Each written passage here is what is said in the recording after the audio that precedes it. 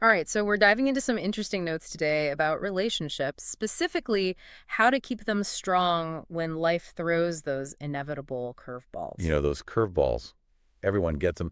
It's just about how you handle them as a couple, right? Yeah, and these notes, they really seem to focus on that, not just surviving the tough times, but using them to actually become stronger as a couple. That's the key, isn't it? Totally. Hmm. So, one of the first things that jumped out at me was the emphasis on open communication, going beyond just like, hey, how was your day? Right, like the surface stuff. Yeah. This is about digging deeper, especially when things are tense, when you might not feel like opening up. Makes sense because those are the times you probably need it most. Exactly. Your notes actually mention a time when you felt disconnected after a disagreement. I bet open communication would help there. Probably. One thing the source talks about is something called mirroring, where you reflect your partner's feelings back to them. Have you ever heard of that or, like, tried it? I have. I can see how that could be really helpful because you're not just hearing the words, you're actually trying to understand the emotions behind them. You got it. It shows Yeah. you're really listening. And it's less about trying to solve the problem and more about just creating a safe space for vulnerability. Right, because when you're upset, sometimes you just want to be heard, not fixed. 100%. Speaking of safe spaces, the next point that stood out to me was about being a supportive partner, which, we all want to be there Yeah. for our partners, It's but like how do you actually do that, especially when maybe you're stressed out too?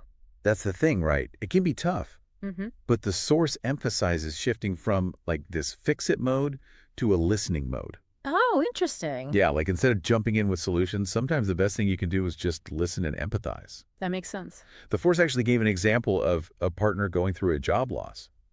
Like in that moment, instead of saying, okay, here's what you need to do to find a new job, just being there and acknowledging their feelings can make a world of difference. Yeah, because hearing, I know this is really hard, can be way more comforting than, okay, let's update your resume. Exactly. So it's about being present and really listening. But, I mean, eventually you do have to address the problem, right? And that kind of leads to the next point, teamwork. Oh, yeah.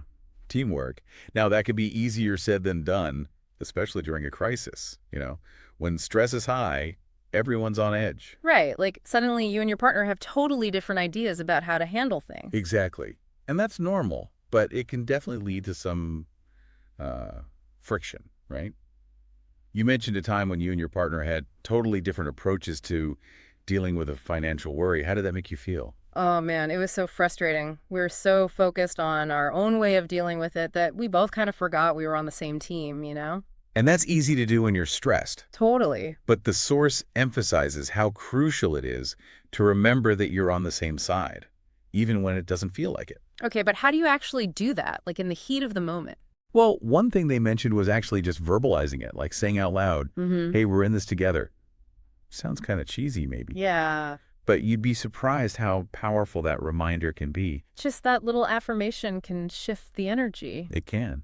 And practically speaking, breaking down the problem into smaller, more manageable tasks can really help. That way, Mm-hmm. you both feel like you're contributing to the solution. Right, so it's not just one person feeling overwhelmed while the other one feels helpless. Exactly. Shared responsibility. Which brings us to the next tip, and this one you actually underlined in your notes, patience. Ah, yeah. That one's a biggie.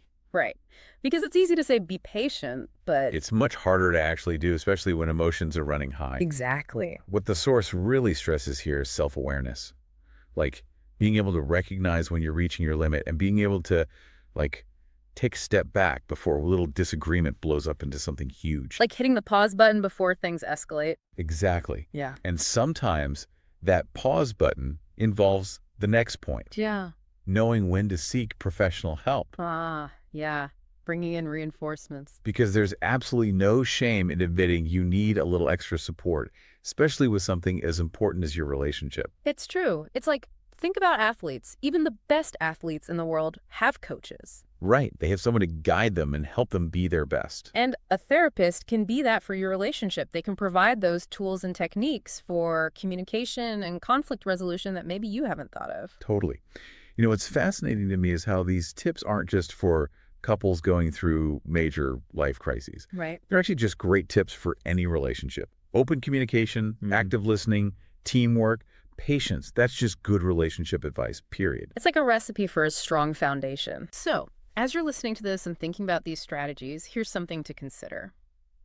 What's one small step you can take today to build a stronger foundation for your own relationship? It doesn't have to be anything huge, but every little bit helps, right? Definitely. Because at the end of the day, it's about facing those storms together. And with the right tools and mindset, you can come out even stronger on the other side.